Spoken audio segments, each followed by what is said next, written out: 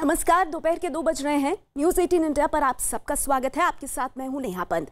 दोपहर 2 बजे की बुलेटिन की शुरुआत इस वक्त की बड़ी खबर के साथ कर रहे हैं, जो आ रही है गुजरात से। गुजरात में पिछले 12 घंटों में कोरोना के 228 मरीज सामने आए हैं। इनमें अहमदाबाद में ही 140 नए मरीज सामने आए हैं, जिसके बाद गुजरात में कोरोना मरीजों की संख्या बढ़कर 1604 हो गई है। इतना ही नहीं, पिछले 12 घंटों में कोरोना के 5 मरीजों की मौत भी हुई है। गुजरात में अब तक 58 लोगों की मौत हो चुकी है। तो 12 घंटे में कोरोना के चलते गुजरात में 5 लोगों की मौत हुई है और अहमदाबाद में अकेले 140 नए मरीज सामने आए हैं।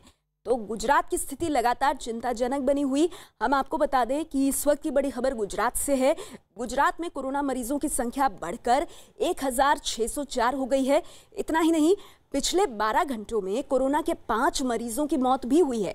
गुजरात में अब तक 58 लोगों की मौत हो चुकी है और खास तौर पर अहमदाबाद में पिछले 12 घंटे में 140 नए मरीज सामने आए हैं।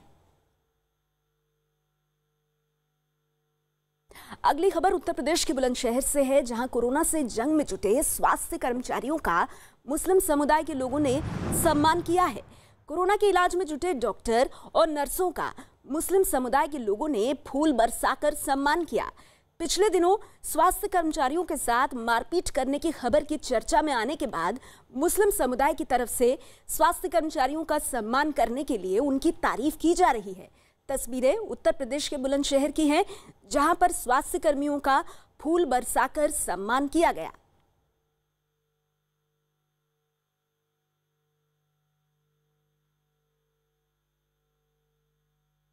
अगली खबर बिहार की बेतिया से है। यहां राशन लेने पहुंचे लोगों ने हंगामा कर दिया।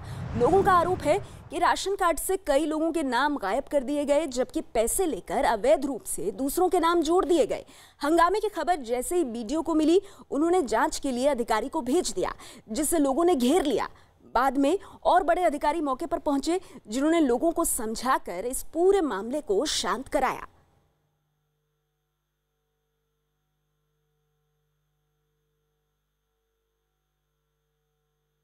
उत्तर प्रदेश के मथुरा में कोरोना से लोगों को बचाने के लिए पुलिस लॉकडाउन का पालन कराने में कड़ी मेहनत कर रही है, जिसकी तारीफ करते हुए लोगों ने पुलिस पर फूलों की बरसात करके उनका हौसला बढ़ाया है। लोगों ने पुलिस का सम्मान किया, जिस पर पुलिस कर्मचारियों ने खुशी भी जताई। उत्तर प्रदेश के मथुरा की तस्वीरें आप देख रहे हैं और देखिए किस तरह से लोगों ने अपनी बालकनी में खड़े होकर के फूल बरसाकर पुलिस कर्मियों का सम्मान किया है।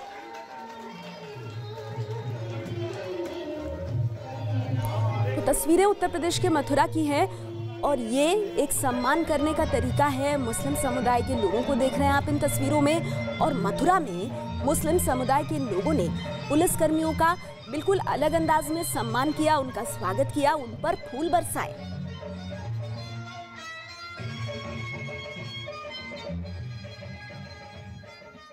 उत्तर प्रदेश के संभल में एक फैक्ट्री में काम करते हुए 45 मजदूरों को पुलिस ने पकड़ा है। आरोप है कि लॉकडाउन के बावजूद फैक्ट्री मालिक फैक्ट्री में मजदूरों से लगातार काम करवा रहा था। सूचना मिलने पर पुलिस मौके पर पहुंची और काम को बंद करवाया। पुलिस ने 2 फैक्ट्रीज पर छापा मारा और दोनों के मालिकों के खिलाफ मामला दर्ज कर लिया है। ये तस्वीरें आप देख रहे हैं संभल से आ रही हैं।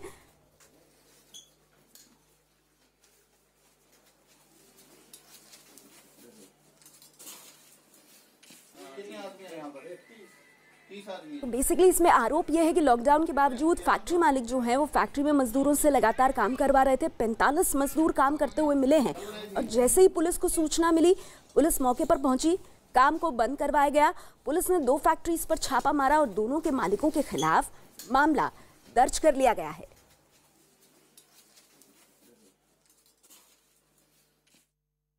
हम लोग पहुँचे तो वहाँ पे साईं धाम कॉलोनी में 25 मजदूर मिले और कागी मोहल्ला जहाँ उसका गोदाम है, दोनों जगह गोदाम है, वहाँ पे कुल 20 मिले। कुल मिला के लगभग 45 मजदूर मिले हैं।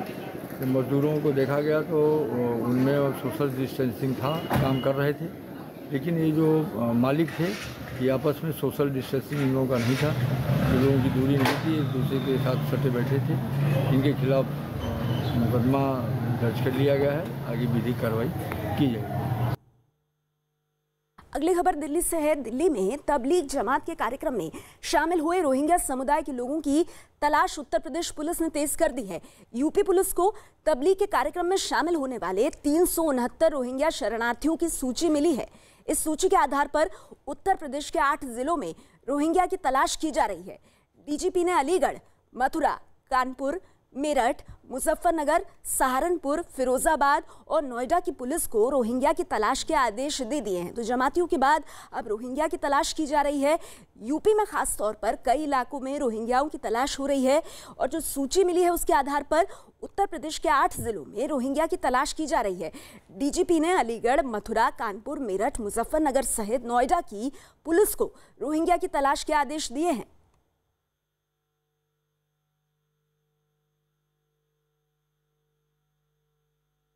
अगली खबर राजस्थान के जोधपुर से है, जहां कोरोना फैलाने की कोशिश करने की खबर सामने आई है। इससे जुड़ा एक वीडियो भी मिला है। वीडियो में एक आदमी घर के दरवाजे पर थूक लगाता नजर आया। उसने घर के गेट और वहां लगी घंटी के बटन जैसी चीजों पर भी थूक लगा दिया। दावा है कि घर के लोगों की नजर पड़ते ही ये शख्स वहां से भाग निकला। शिकायत करने पर घर के बाहरी हिस्से को सैनिटाइज कर दिया गया, लेकिन परिवार के लोगों का आरोप है कि कोरोना फैलाने की कोशिश करने के खिलाफ ये जो शख्स है इस पर कोई कार्रवाई होनी चाहिए, लेकिन पुलिस ने कोई कदम नहीं उठाया है। परिवार फिलहाल दहशत में है और मुख्यमंत्री और प्रधानमंत्री से इस आरोपी के खिलाफ कार्रवाई के लिए ट्विटर के जरिए मदद मांगी है। तो राजस्थान के जोधपुर की एक घटना है जहां एक शख्स पर कोरोना फैलाने का आरोप लगा है।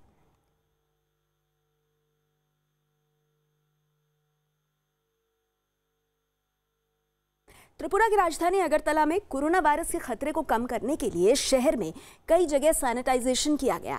इस दौरान सड़क के किनारे खड़ी गाड़ियों, सड़कों और पार्क समेत उन जगहों पर भी सैनिटाइजर का छिड़काव किया गया जहां लोगों का ज्यादा आना जाना होता है। तो अगरतला से सैनिटाइजेशन की ये तस्वीरें सामने आई हैं।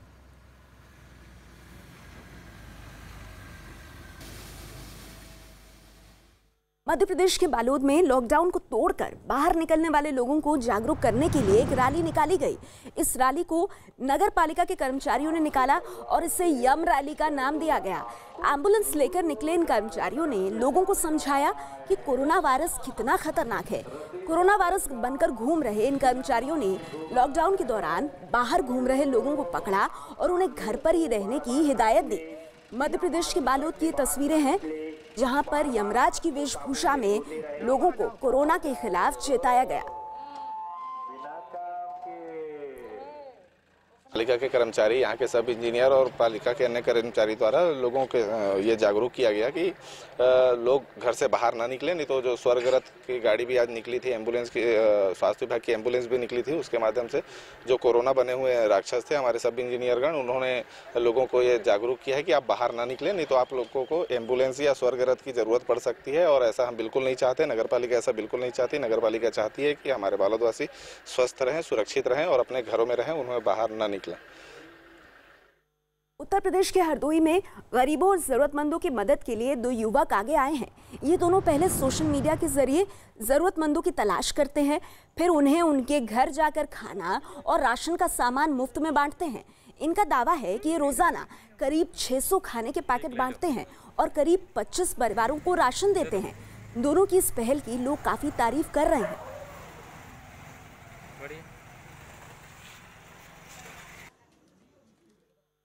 छत्तीसगढ़ के कांकेर में दूसरे राज्य से आए मजदूर लॉकडाउन की वजह से फंसे हुए हैं, जिनके रहने और खाने का इंतजाम प्रशासन ने किया है, लेकिन लॉकडाउन बढ़ने की वजह से मजदूर अब ज्यादा परेशान हो गए हैं। सभी मजदूरों ने छत्तीसगढ़ की सरकार से उन्हें उनके राज्य वापस भेजने की अपील की है।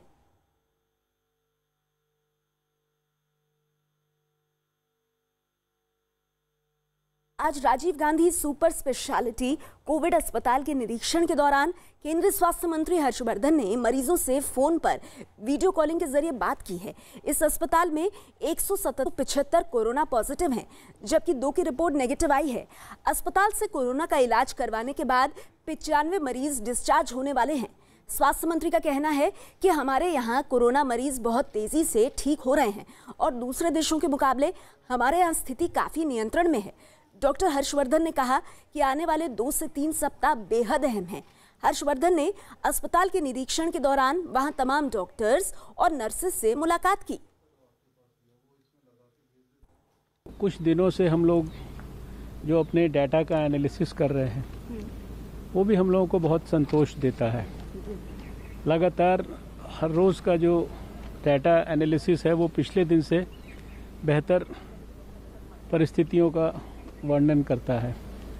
हमारा जो पेशेंट्स के संदर्भ में जो ग्रोथ रेट है या जिसको आप डबलिंग रेट अगर कहें तो अगर वो हम लास्ट 14 डेज़ का जब कैलकुलेट करते हैं तो वो 6.2 था।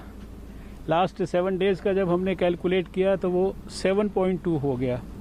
और आज जब हम आखिरी 3 दिन का कैलकुलेट करें तो ये 9.7 हो गया। ये अपने आप में बहुत अच्छा इंडिकेशन है। देश के लोगों से फिर मैं निवेदन करना चाहता हूँ कि अभी तक जो आपने लॉकडाउन के अंदर डिसिप्लिन का परिचय दिया है, थोड़े दिन और उसका परिचय दीजिए। हरिद्वार में मस्जिद में नमाज पढ़ने से रोकने पर एक मौलाना की मारपीट की गई। मारपीट का आरोप बीएसपी के पूर्व विधायक सरवत करीम अंसारी पर लगा है। दावा है कि लॉकडाउन के बीच बीएसपी नेता अपने कुछ साथियों को लेकर मस्जिद में नमाज पढ़ने पहुंचे थे, जिसका मौलाना ने विरोध किया। आरोप है कि विरोध करने से नाराज होकर बीएसपी नेता ने मौलाना की पिटाई कर दी, जिसके बाद उन्हें अस्पताल में भर्ती करवाया गया। पुलिस ने मारपीट के आरोप में बीएसपी नेता सरवत करीम के खिलाफ मामला दर्ज कर लिया है।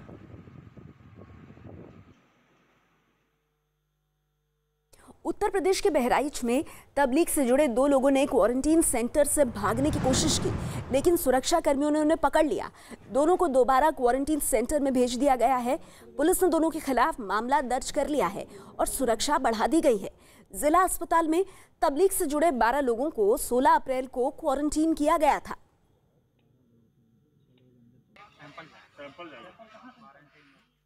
तबलीगी जमात के बाद अब रोहिंग्या समुदाय कोरोना से लड़ाई में देश के लिए खतरा बन सकता है।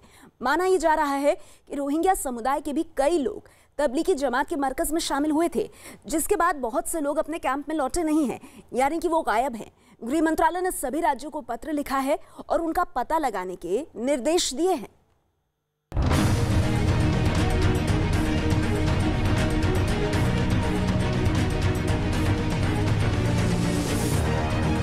तबलीगी जमात के बाद अब रोहिंग्या समुदाय कोरोना बम साबित हो सकता है।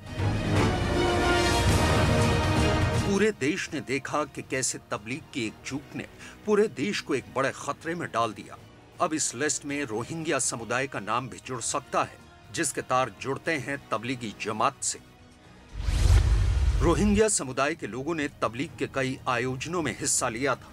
वो हरियाणा में मेवात के साथ दिल्ली के निजामुद्दीन मरकज में भी शामिल हुए थे। इसके बाद इन लोगों को अपने अगले शिविरों में जाना था, जो तेलंगाना, जम्मू, पंजाब और दिल्ली में लगे थे। लेकिन रोहिंग्या समुदाय के कई लोग इन शिविरों में नहीं पहुंचे। आशंका ये जताई जा रही है कि जो गायब हैं वो कोरोना संक्रमित हो सकते हैं। सवाल ये उठता है कि आखिरकार वो लोग गायब क्यों हुए और गायब होने के बाद आखिरकार रोहिंग्या समुदाय के लोग गए कहां। ऐसे में जमात की एक भूल जो कोरोना वायरस खतरे को लेकर इतनी भारी पड़ गई थी, अब रोहिंग्या प्रकरण ने एक बार फिर बहुत बड़ा खतरा पैदा कर दिया है।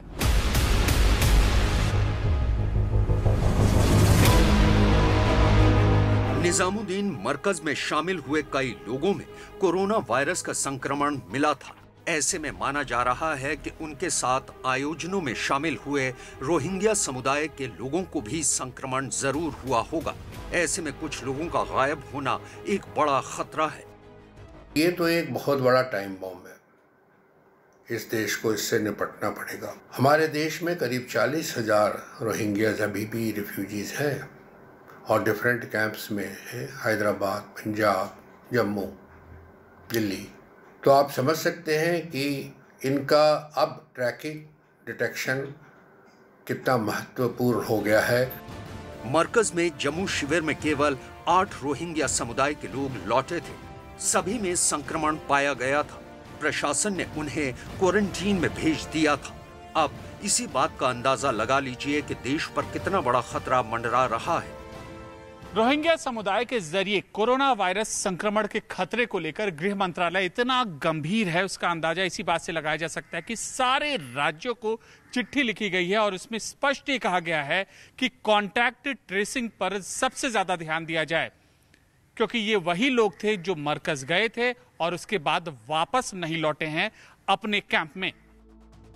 गृह मंत्रालय ने अपने इस पत्र में लिखा है कि ऐसी सूचना है कि रोहिंग्या समुदाय के कई लोग तबलीगी जमात के धार्मिक कार्यक्रमों में शामिल हुए थे। उनके कोरोना वायरस से संक्रमित होने की आशंका है, इसलिए अपने क्षेत्र में रह रहे रोहिंग्या शरणार्थियों की कोविड-19 जांच कराएं। देश के अलग अलग हिस्सों में करीब 40,000 रोहिंग्या समुदाय के लोग रहते हैं। कुछ शिविरों में लौटे थे और कुछ नहीं। जो गायब हो गए वो जरूरी नहीं है कि घर पर मिले। यानी तबलीग के बाद रोहिंग्या समुदाय देश के लिए बड़ा सरदर्द साबित हो सकता है। पुलिस हमारी और हेल्थ वर्कर्स पहले ही स्ट्रेस्ड हैं इस काम में, और यदि रोहिंग्या का भी केस इस तरीके से आगे बढ़ता है तो हमारे पुलिस फोर्सेस को और हेल्थ वर्कर्स को काफ़ी दिक्कतें आने वाली हैं। अमित शाह की अगुवाई में गृह मंत्रालय और राज्यों की पुलिस काम में जुट गई है। आने वाले दिनों में कई बड़े खुलासे हो सकते हैं। बस चिंता इसी बात की है कि तबलीग के बाद रोहिंग्या समुदाय देश के लिए कोरोना बम ना साबित हो जाए।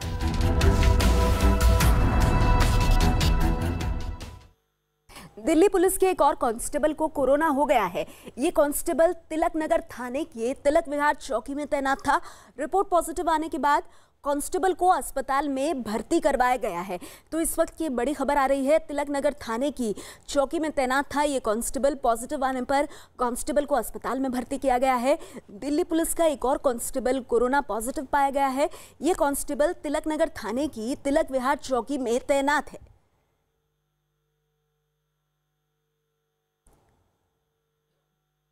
बड़ी खबर नोएडा से है। नोएडा के सेक्टर 82 में मौजूद केंद्रीय विहार 2 को हॉटस्पॉट घोषित कर दिया गया है। गौतम बुद्ध नगर जिला प्रशासन ने इसे हॉटस्पॉट घोषित करते हुए हाउसिंग सोसाइटी को पूरी तरह से सील कर दिया है।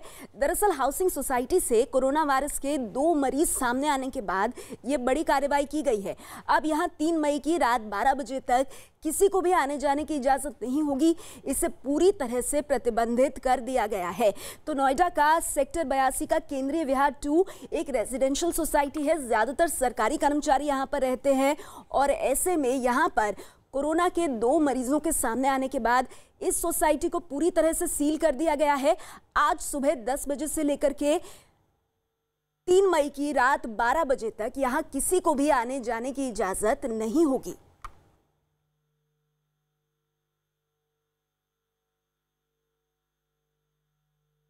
अगली खबर बिहार के नवादा से है, जहां कोरोना वायरस को फैलने से रोकने के लिए जगह जगह सैनिटाइजर का छिड़काव किया गया। नगर परिषद के कर्मचारियों ने सैनिटाइजेशन के लिए पानी के टैंकर और ऑटो का इस्तेमाल किया और हर गली मोहल्ले में सैनिटाइजर का कुछ इस तरह से स्प्रे किया। इस काम के लिए एनडीआरएफ की टीम ने सफाई कर्मचारियों को ट्रेनिंग दी। नगर परिषद की अध्यक्ष के मुताबिक जिले के सभी 33 वार्ड्स में सैनिटाइजेशन का काम किया जाएगा।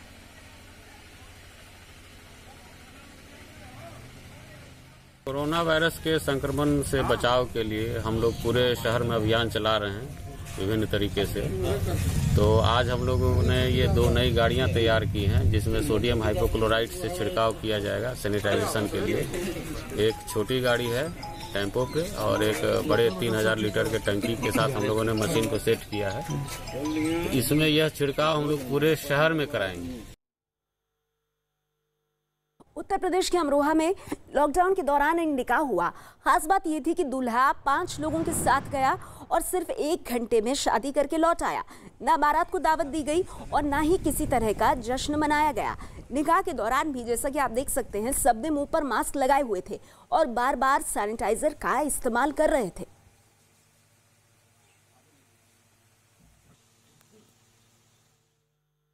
मुंबई के कई अस्पतालों में मेडिकल स्टाफ भी कोरोना की चपेट में आ गया है। मुंबई के वॉकहार्ट अस्पताल में 26 स्वास्थ्य कर्मियों को कोरोना हुआ है, जिसके बाद वहां पॉजिटिव की संख्या बढ़कर 80 हो गई है। इसके अलावा मुंबई के बॉम्बे अस्पताल में 2 डॉक्टर, भाटिया अस्पताल के 35 लोग और जसलोक अस्पताल की 21 नर्सें भी कोरोना पॉजिटिव हैं। तो मुंबई में मेडिकल स्टाफ पर कोरोना का ये कहर बरपा है और कहीं ना कहीं मेडिकल स्टाफ भी इससे संक्रमित हुआ है। 26 स्वास्थ्यकर्मी, मुंबई के वॉकहार्ट अस्पताल की बात की जाए तो 26 स्वास्थ्यकर्मियों को कोरोना हुआ है, जिसके बाद वहां पॉजिटिव की संख्या बढ़कर 80 हो गई है। इसके अलावा मुंबई के बॉम्बे अस्पताल में 2 डॉक्टर, भाटिया अस्पताल के 35 लोग भी कोरोना के संक्रमण में आए हैं। झारखंड के दुमका में लॉकडाउन के दौरान घर से बाहर निकलने वाले लोगों पर नजर रखने के लिए ड्रोन की मदद ली जा रही है।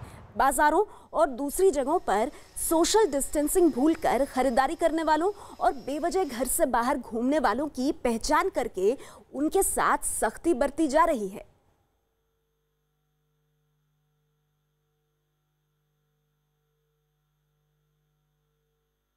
उत्तर प्रदेश के मथुरा में एक कोरोना संदिग्ध के मिलने पर हड़कंप मच गया। खबर मिलते ही स्वास्थ्य केंद्र की एक टीम मरीज के घर पहुंच गई, जहां उसकी जांच की गई और उसे तुरंत अस्पताल भेज दिया गया। बताया जा रहा है कि संदिग्ध 21 मार्च को दिल्ली से लौटा था। ये दिल्ली से आए थे, 21 तारीख को आए हैं, हालांकि 21/3/2020 को, तो उतने टाइम इन्हें कोई दिक्कत नहीं थी। हमारी टीम ने इसे विजिट किया घर पे जाके, तो उसमें फीवर, कफ और सांस लेने में दिक्कत नहीं थी, फीवर और कफ थे। तो इनकी ट्रेवल हिस्ट्री भी थी। तो ऐसे केस जो है हमारे सस्पेक्ट केस हैं, सस्पेक्ट क्राइटेरिया में आ रहे हैं, जिनकी ट्रेवल हिस्ट्री है और फीवर और कफ है ड्राई। अगली खबर राजस्थान से है। राजस्थान के बारा में जेलर ने कोरोना वायरस के खतरे के बारे में लोगों को जागरूक करने के लिए गाना गाया। उनके साथ ही जेल में तैनात कई और पुलिस वालों ने भी उनका साथ दिया और लोगों से लॉकडाउन के दौरान घर पे ही रहने की अपील की।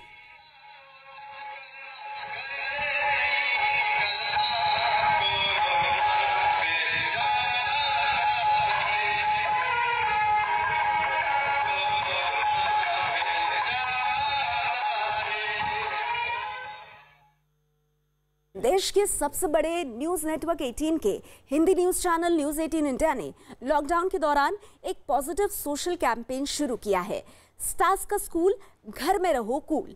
और इस मुहिम में हमारे साथ जुड़े हैं टीवी की दुनिया के सुपरस्टार्स। तो मस्त रहिए, मलंग रहिए और घर में अपने परिवार के संग रहिए।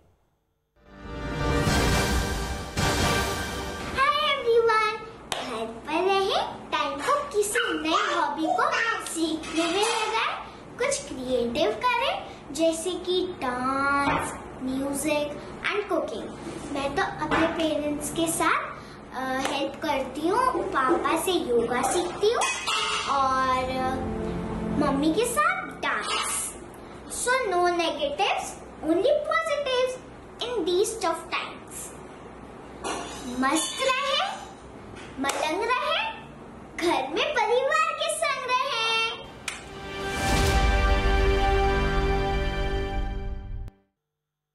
कोरोना लॉकडाउन के बीच भारतीय राष्ट्रीय राजमार्ग प्राधिकरण यानी NHAI आज आधी रात से टोल वसूलना शुरू कर देगा। राष्ट्रीय राजमार्गों पर टोल टैक्स वसूली करने के लिए सरकार गाइडलाइंस बना रही है। सरकार ने कोरोना वायरस के मद्देनजर लागू लॉकडाउन के दौरान 25 मार्च से टोल टैक्स की वसूली अस्थायी तौर पर रोक दी थी, ताकि जरूरी सामान की ढुलाई में आसानी हो। लेकिन अब आगे NHAI की तरफ से टोल वसूला जाएगा। उधर उत्तर प्रदेश की योगी सरकार दूसरे प्रदेशों से लौटे 5 लाख मजदूरों को ग्रामीण इलाकों में रोजगार देने की संभावनाएं तलाशेगी। ये फैसला आज मुख्यमंत्री योगी आदित्यनाथ ने टीम 11 की बैठक में लिया है। मुख्यमंत्री योगी आदित्यनाथ ने अधिकारियों को कल से कुछ उद्योगों को मिलने वाली सशर्त छूट के संबंध में निर्देश दिए। प्रवासी मजदूरों के लिए रोजगार की संभावनाओं की तलाश करने के लिए मुख्यमंत्री ने कृषि उत्पादन आयुक्त की अध्यक्षता में 4 सदस्यीय कमेटी बनाने के निर्देश दिए। मुख्यमंत्री ने खास तौर पर लॉकडाउन और सोशल डिस्टेंसिंग बनाए रखते हुए छूट देने की बात पर जोर दिया है। तो मुख्यमंत्री योगी आदित्यनाथ का बड़ा फैसला, उत्तर प्रदेश में 5 लाख मजदूरों को रोजगार मिल सकता है। टीम 11 की बैठक में सीएम योगी ने यह बड़ा फैसला लिया है। उत्तर प्रदेश में जिला अदालतें 27 अप्रैल तक बंद रहेंगी। हाईकोर्ट के रजिस्ट्रार जनरल ने 27 अप्रैल तक कोर्ट बंद करने का आदेश जारी किया है। पहले उत्तर प्रदेश में 20 अप्रैल से कोर्ट का कामकाज शुरू होने वाला था, लेकिन कोरोना वायरस की बढ़ती महामारी की वजह से देश भर में लगे लॉकडाउन के मद्देनजर इलाहाबाद हाईकोर्ट के चीफ जस्टिस के निर्देश पर 27 अप्रैल तक सभी डिस्ट्रिक्ट कोर्ट बंद कर दिए गए हैं। तो उत्तर प्रदेश में सभी डिस्ट्रिक्ट कोर्ट 27 अप्रैल तक बंद रहेंगे। पहले 20 अप्रैल यानी कल से इन्हें खुलना था, लेकिन कोरोना की महामारी को देखते हुए ये बड़ा फैसला लिया गया है और हाईकोर्ट के चीफ जस्टिस ने इस बाबत निर्देश दिया है।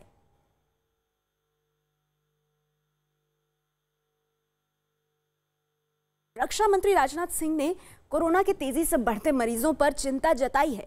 राजनाथ सिंह ने कहा कि कोरोना के खिलाफ लड़ाई हमारे जीवन में सबसे बड़ा अदृश्य युद्ध है। उन्होंने इसे इंसानियत की सबसे बड़ी जंग बताया। उन्होंने कहा कि भारत कोरोना से युद्ध स्तर पर लड़ रहा है और सभी एजेंसियां एक साथ इसके खिलाफ जंग में शामिल हैं।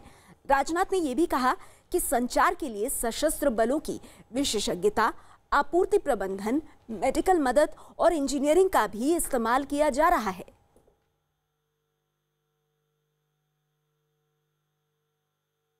अगली खबर मुंबई से है, जहां कई अस्पतालों में मेडिकल स्टाफ से जुड़े 148 लोग कोरोना पॉजिटिव पाए गए हैं। मुंबई के वॉकहार्ट अस्पताल में 26 स्वास्थ्य कर्मियों को कोरोना हुआ है, जिसके बाद वहां पॉजिटिव की संख्या बढ़कर 80 हो गई है। इसके अलावा मुंबई के बॉम्बे अस्पताल में 2 डॉक्टर, भाटिया अस्पताल के 35 लोग और जसलोक अस्पताल की 21 नर्सें भी कोरोना पॉजिटिव पाई गई हैं। अगली खबर नोएडा से है। नोएडा के सेक्टर 82 में मौजूद केंद्रीय विहार 2 को हॉटस्पॉट घोषित कर दिया गया है। गौतम बुद्ध नगर जिला प्रशासन ने इसे हॉटस्पॉट घोषित करते हुए हाउसिंग सोसाइटी को सील कर दिया है। दरअसल हाउसिंग सोसाइटी से कोरोना वायरस के 2 मरीज सामने आने के बाद ये कार्रवाई की गई है। अब यहाँ 3 मई की रात 12 बजे तक किसी को भी आने जाने की इजाजत नहीं होगी। इसे पूरी तरह से प्रतिबंधित कर दिया गया है। गुजरात के बनासकांठा में ड्यूटी पर तैनात एक कोरोना योद्धा अपने 5 महीने के बच्चे के साथ ड्यूटी कर रही है। ये पुलिस कर्मचारी अपने बच्चे को संभालने के साथ ही लॉकडाउन में बाहर निकलने वाले लोगों को रोककर उनके बाहर निकलने की वजह पूछ रही है और साथ ही बेवजह घर से बाहर ना निकलने की हिदायत भी दे रही है।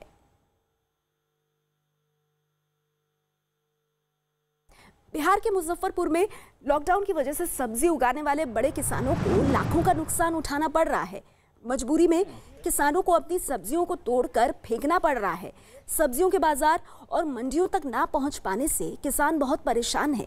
कई एकड़ में टमाटर और बैगन उगाने वाले ये किसान पूरे साल इस फसल का इंतजार कर रहे थे, लेकिन लॉकडाउन की वजह से उनकी सारी मेहनत बर्बाद हो गई। बैगन के खेती किए हुए हैं, मतलब कि कोई बाजार में नहीं बिक रहा है, मतलब कि इसलिए मतलब कि तोड़वा करके फेंक रहे हैं। मतलब कि बाजार में जाते हैं तो पुलिस लोग मतलब कि बाजार नहीं लगने देते हैं। खेत में फसल नुकसान हो रहा है, मार्केट में लेके जाते हैं तो पुलिस लोग वहाँ डंडा लेके खड़ते हैं, कहते हैं कि भाग जाओ। दिल्ली में लॉकडाउन की वजह से गरीबों और जरूरतमंद लोगों को हो रही परेशानी को समझते हुए पुलिस ने 3 अधिकारियों को खाना बांटा। द्वारका इलाके में डीसीपी ऑफिस में करीब 2000 लोगों का खाना तैयार किया गया। ये खाना इमारत बनाने के काम में जुटे मजदूरों और गरीबों को पुलिस द्वारा बांटा गया। तो मजदूरों और गरीबों को खाना बांटा गया है। 3 पुलिस अधिकारियों ने ये खाना बांटा।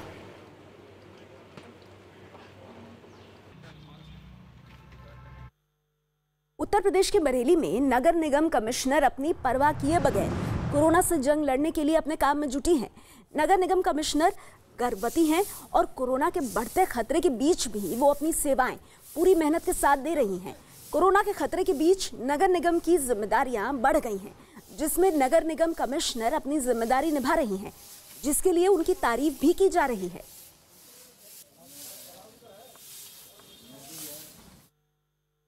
दिल्ली के नरेला में क्वारंटीन में रखे गए एक संदिग्ध का वहां मौजूद स्वास्थ्य कर्मचारियों और दूसरे कर्मचारियों को धमकी देने का एक वीडियो सामने आया है। वीडियो में संदिग्ध धमकी देते हुए दिख रहा है और लोगों के करीब जाकर कोरोना फैलाने की धमकी भी देता दिखा। बताया गया कि कोरोना का संदिग्ध घर जाने की जिद पर अड़ा था, जिसने कुछ दिनों पहले संदिग्ध को हाईवे के किनारे घूमते पाया गया था।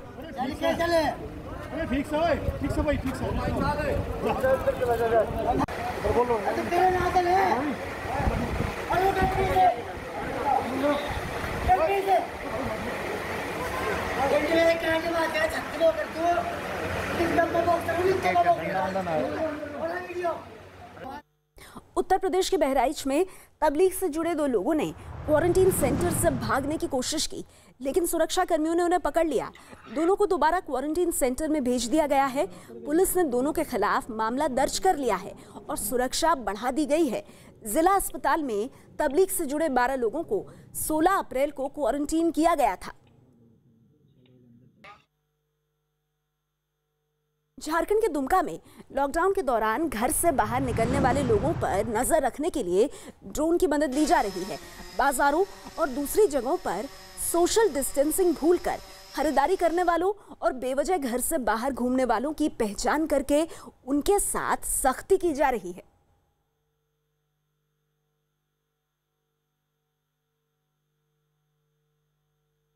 उत्तर प्रदेश के पीलीभीत में पुलिस ने लॉकडाउन में लोगों को घरों में रखने के लिए अनोखी कोशिश की है। पुलिस ने एक आदमी को कोरोना का भेष बनाकर सड़कों पर उतार दिया, जो सड़क से गुजरने वालों को रोककर उन्हें कोरोना के खतरे के बारे में कुछ इस तरह से आगाह कर रहा था। इतना ही नहीं, कोरोना का भेष रखने वाला लाउडस्पीकर के जरिए लोगों को घर में रहने की सलाह देने के साथ कोरोना से बचने के लिए जागरूक भी कर रहा है। अगर मुझसे बचना है तो सोशल डिस्टेंसिंग का पालन करो। हर 1 घंटे बाद अपने हाथों को धो। देखो पीछे की सीट खाली है, बैठो। आप लोग, आपसे कहता हूं कि आप अपने अपने घरों। कर्नाटक के हावेरी में पुलिस ने सख्ती दिखाते हुए लॉकडाउन तोड़ने वाले 30 लोगों को गिरफ्तार किया है। आरोप है कि ये लोग लॉकडाउन के बीच मस्जिद में नमाज पढ़ने के लिए गए थे और वहां कई लोगों की भीड़ जुट गई। सूचना मिलने पर पुलिस मस्जिद पहुंची और वहां से लोगों को बाहर निकाला। एक एक करके लोग बाहर निकले, जिनकी पुलिस ने लाठियों से पिटाई भी की और दोबारा ऐसा नहीं करने की चेतावनी दी।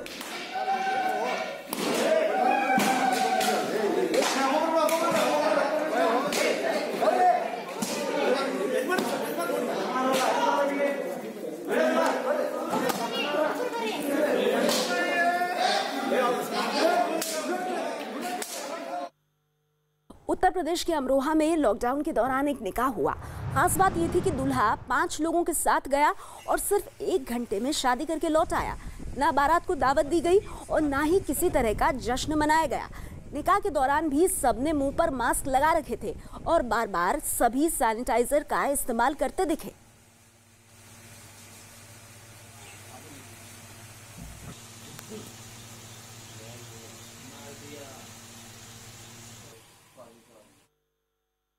मध्य प्रदेश के रीवा में सफाई कर्मियों का तालियां बजाकर स्वागत किया गया। रीवा नगर निगम के दफ्तर के बाहर जब सफाई कर्मियों का स्वागत किया गया तो उस समय नगर निगम के कमिश्नर अशोक भार्गव भी वहीं मौजूद थे। इस मौके पर सफाई कर्मियों को अनाज और दूसरा खाने का सामान भी निगम की तरफ से दिया गया।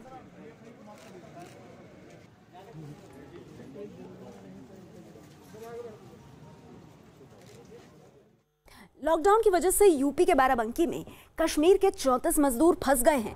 कमाने आए इन मजदूरों में कई ऐसे परिवार हैं जिनके पास खाने पीने की दिक्कत होने लगी है, जबकि एक मजदूर ने बताया कि उसकी पत्नी की मौत हो गई है और वो जल्द से जल्द अपने घर वापस जाना चाहता है। इन कश्मीरी मजदूरों ने प्रशासन से मदद की गुहार लगाई है। खाना तो बिल्कुल अच्छी तरह मिलते हैं, खाने की दिक्कत कुछ नहीं है। हमारी दिक्कत तो यही है, हमको घर जाना है, बस यही बहुत बड़ी दिक्कत है हमारी। मेरी आप रोइए नहीं, आप अपनी बात बताइए। मेरी पत्नी गुजर गई, छोटी छोटी बच्चे हैं घर पे, इतने बच्चे हैं घर पे, बस वो भी तड़पता है उधर, मैं तड़पता हूँ इधर, बस हम यही गुजारिश करते हैं आपको भी, गवर्नमेंट को भी, मोदी साहब को भी, सबों को, कि हमको घर छुड़वा दे। बस यही हमारा अर्ज है। उत्तर प्रदेश के मथुरा में एक कोरोना संदिग्ध के मिलने पर हड़कंप मच गया। खबर मिलते ही स्वास्थ्य केंद्र की एक टीम मरीज के घर पहुंच गई, जहां उसकी जांच की गई और उसे तुरंत अस्पताल भेज दिया गया। बताया जा रहा है कि संदिग्ध 21 मार्च को दिल्ली से लौटा था। ये दिल्ली से आए थे, 21 तारीख को आए हैं, हालांकि 21/3/2020 को। तो उतने टाइम इन्हें कोई दिक्कत नहीं थी। हमारी टीम ने इसे विजिट किया घर पे जाके, तो उसमें फीवर, कफ और सांस लेने में दिक्कत नहीं थी, फीवर और कफ थे। तो इनकी ट्रेवल हिस्ट्री भी थी। तो ऐसे केस जो है हमारे सस्पेक्ट केस हैं, सस्पेक्ट क्राइटेरिया में आ रहे हैं, जिनकी ट्रेवल हिस्ट्री है और फीवर और कफ है ड्राई। कोरोना संकट के बीच उत्तर प्रदेश के हमीरपुर में एक डॉक्टर ने अनोखे अंदाज में अपनी शादी की सालगिरह मनाई। अपनी शादी के सालगिरह के मौके पर सरकारी अस्पताल के डॉक्टर ने अपनी पत्नी के साथ मिलकर सफाई कर्मियों को फूल माला पहनाकर उनका स्वागत किया। इतना ही नहीं, डॉक्टर ने सफाई कर्मियों को रिटर्न गिफ्ट देते हुए उन्हें राशन के पैकेट और मिठाइयां भी बांटी, जिसके बाद लोग डॉक्टर सुरेश की तारीफ कर रहे हैं। बेटा हम दे देंगे फोटो बउआ।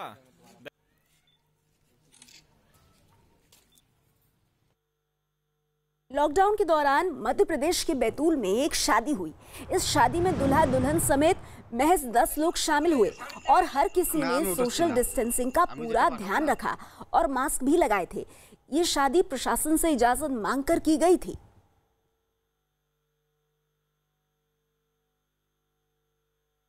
नागपुर में पुलिस ने 5 ऐसे लोगों को गिरफ्तार किया है जो शराब के आदी लोगों को हैंड सैनिटाइजर बेचने की कोशिश कर रहे। शराब की दुकानें भी बंद हैं, जिसकी वजह से नशे के आदी लोगों ने अल्कोहल वाला सैनिटाइजर पीना ही शुरू कर दिया है। सैनिटाइजर में 70% तक अल्कोहल होता है। गिरफ्तार किए गए सभी 5 आरोपी नशे के आदी लोगों को अपना शिकार बनाते थे। 40% अल्कोहल होती है। इस वजह से ये शरीर के ऊपर बहुत बड़े घातक दुष्परिणाम कर सकते हैं और उसमें पेशेंट को सांस लेने की दिक्कत आ सकती है, हार्ट के ऊपर प्रेशर आ सकता है, उनका लीवर डैमेज हो सकता है, किडनी डैमेज हो सकती है, उनकी आंखों की नज़र जा सकती है, यहाँ तक कि पेशेंट कोमा में जाके ब्रेन डैमेज होके मृत्यु भी पा सकता है। आशु गुप्ता, उसकी जेब में से फिलहाल में गुजर रहा वो था, तो मुझे ये तो हैंड वॉश है। नहीं सर बोले हम तो ऐसे नशा करते, इसमें भी अल्कोहल होता है और ये अल्कोहल रहने की वजह से हम इससे नशा भी होती है, एक पिए एक की नशा हो जाती है। ऐसा करके उनको पूछे, फिर उन्होंने हम जाके वो आशु गुप्ता के जो घर है वहाँ पे जाके झड़ती लिए। उसके घर में देसी दारू की नींप मिली, एक मोवा दारू की नींप मिली और बाकी ये सैनिटाइजर की एक पेटी मिली। ओडिशा सरकार ने भुवनेश्वर में कोरोना की रैपिड टेस्टिंग शुरू कर दी है। ओडिशा में भुवनेश्वर कोरोना का हॉटस्पॉट है। आने वाले सप्ताह में 5000 टेस्ट करने का लक्ष्य रखा गया है। भुवनेश्वर में लगातार कोरोना के मामले सामने आ रहे हैं, जिसके बाद राज्य सरकार ने बड़ी संख्या में रैपिड टेस्ट करने का फैसला लिया है। रैपिड टेस्ट के लिए 21 केंद्रों में 21 अलग अलग टीमें भी तैनात की गई हैं। राज्य में कुल 60 कोरोना पॉजिटिव केस हैं, जिनमें से 46 सिर्फ भुवनेश्वर में ही मिले हैं।